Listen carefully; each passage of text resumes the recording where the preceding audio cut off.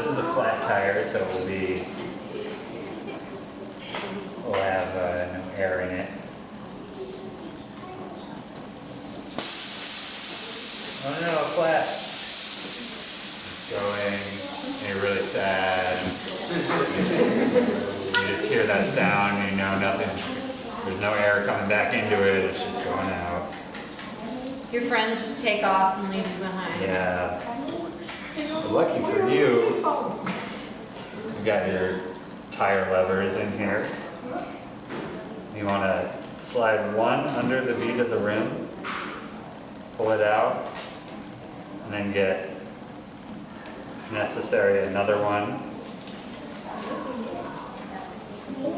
Now, has anyone here seen a tire lever before? Nope. No? You You can buy tire levers at any bike shop. They make them out of metal, they make them out of plastic. I like the plastic ones because metal ones can actually puncture your tires or puncture your inner tube. So they're pretty cheap. I think I got those for $3, and I just carry them around everywhere I go in case I do get a flat tire. Well, you can do it with just one as well. You want to go around the bead of the tire, slowly get it off. Out.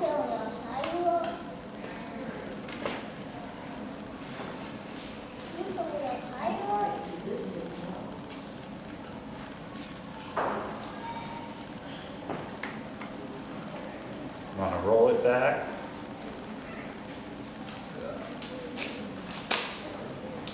Take out your tube.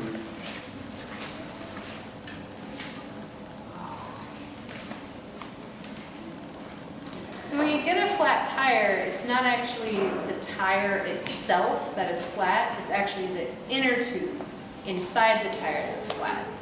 The tire just protects the tube. So your tires are a lot more resilient and they only need to be replaced if you have like visible holes in the tire. Anything larger than like a pin-sized hole that you can actually see, that's when you want to replace tires. So you've got your tube out, you want to inspect it, see where the flat happened, and you can also sometimes patch that. That's a whole other thing. But would it be easy if you find out that there is a flat? You put in some water or something like that, if you find a bolt to let you know where it exactly is? Yeah. That's exactly what you want to do. You dip it in water and kind of squeeze, and bubbles will come out where there's a hole in it. So if you're out and your tire gets flat and like you don't have a bucket of water around, the best thing you can do is just carry a spare tube, a spare good tube with you, and then when you get home, you can like find the hole and patch your tube. But if you just have a spare tube with you, then you don't have to worry about that. Like that, yeah. So we're getting ready to put it back on. And we're going to re-inflate this a little bit.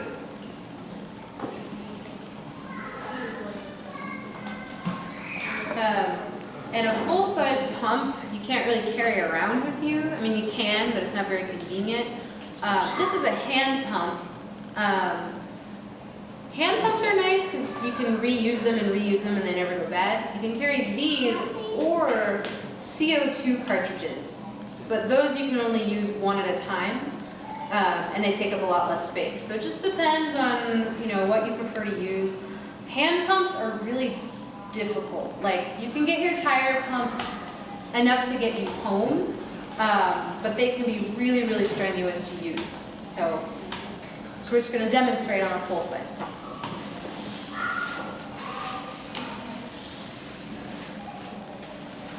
Once you've got enough air in there that it takes shape, you can start to put it back in the tire.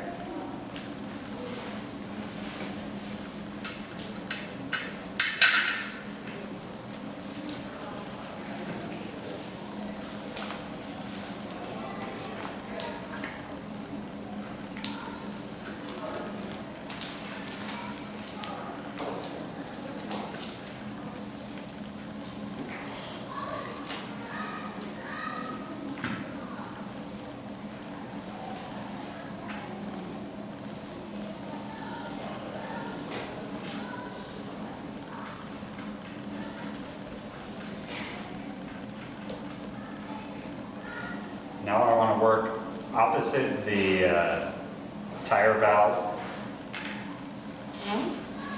Slowly kind of push the tire back onto the rim.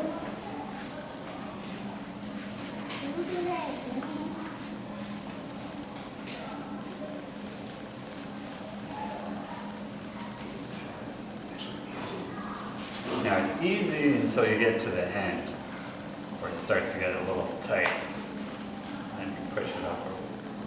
Depending on your tires, you might need to use the tire levers again to get the tire back on the wheel all the way. Depends on your tires and how old they are and how many times you've done it, but the more you practice, the easier it'll get. Yeah. Just like this.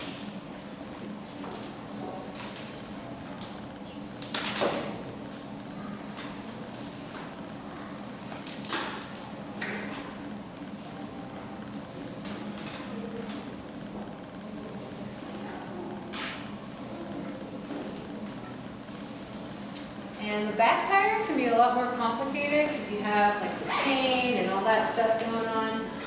You can do it just as easily on the back tire. You just need to practice and just really study how all this looks before you get in there and take off the back wheel, so that when you put the wheel back on, you remember how everything goes. Okay. Does anyone want to try taking the wheel off